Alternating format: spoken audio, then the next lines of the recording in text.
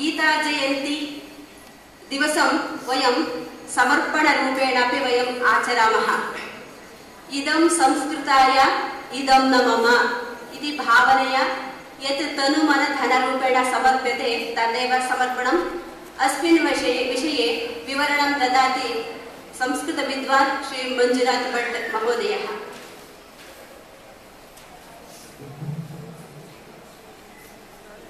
नमस्सभाभ्यः सभापतिभ्यश्च।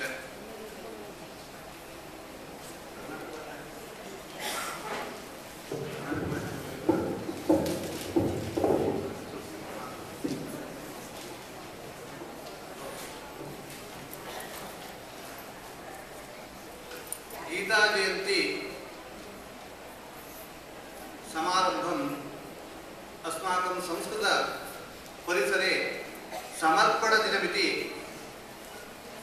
कथयामः। किमर्थमिति चेत् संस्कृतप्रवर्धनाय किञ्चित् सहायं मदीयं भवतु इति धिया सर्वेभ्यः यत् साध्यं तत् सर्वं तत्र देयम् इति भावनया अयं कार्यक्रमः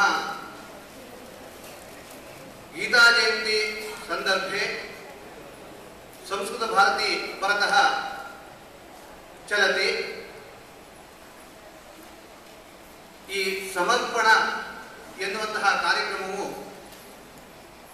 ಗೀತಾ ಜಯಂತಿಯ ಕಾರ್ಯಕ್ರಮ ಮಧ್ಯದಲ್ಲಿ ಸಂಸ್ಕೃತ ಭಾರತೀಯ ಮೂಲಕವಾಗಿ ಪ್ರತಿ ವರ್ಷವೂ ಕೂಡ ನಡೆಯುತ್ತೆ. ಕಾರಣ ಸಂಸ್ಕೃತ ಪ್ರವರ್ಧಮಾನವಾಗಿ ಬೆಳೆಯಬೇಕಾದರೆ ಬಿಂದುವು ಸಿಂಧು ಆಗಬೇಕು. ಒಮ್ಮೆಲೆ ಸಿಂಧುವನ್ನು ತರಲಿಕ್ಕೆ ಸಾಧ್ಯವಾಗೋದಿಲ್ಲ. ಹಾಗಾಗಿ ಹನಿ ಹನಿ ಬಿಂದುಗಳು ಸೇರಿ ಅದು ಸಿಂಧುವಾಗಿ ಪರಿವರ್ತನವಾದಾಗ ಆ ಕಾರ್ಯ ಬಹಳ ಸುಲಭವಾಗಿ ಆಗತಕ್ಕಂತಹದ್ದು. ಕಾರಣ ಪ್ರತಿಯೊಬ್ಬರೂ ಕೂಡ ತಮ್ಮ ಕೈಯಲ್ಲಿ ಎಷ್ಟು ಸಾಧ್ಯವಿದೆಯೋ ಅಷ್ಟನ್ನ ಈ ಸಂಸ್ಕೃತ ಭಾಷೆಗಾಗಿ ಸಂಸ್ಕೃತ ಭಾಷೆಯ ಪ್ರೋತ್ಸಾಹಕ್ಕಾಗಿ ಯಥಾಶಕ್ತಿ ಯಥಾಮತಿಯಾಗಿ ಕೊಡತಕ್ಕಂತಹದ್ದು ನಮ್ಮೆಲ್ಲರ ಕರ್ತವ್ಯ. ಆ ಕಾರಣಕ್ಕಾಗಿ ಇಲ್ಲಿ ಮತ್ತು ಹೊರಗಡೆ ಒಂದು ಪಾತ್ರೆಯನ್ನ ಇಟ್ಟಿದ್ದೇವೆ. ಇದು ಲೋಕದ ಪ್ರಚಾರಕ್ಕಾಗಿ ಅಲ್ಲ, ಗುಪ್ತಂ ಧನಂ. ನೀವು ಎಷ್ಟನ್ನು ಹಾಕ್ತಿರೋ ಅದು ಶ್ರದ್ಧೆ ಮತ್ತು ಭಕ್ತಿಯಿಂದ ಹಾಕ್ತಕ್ಕಂತಹದ್ದು.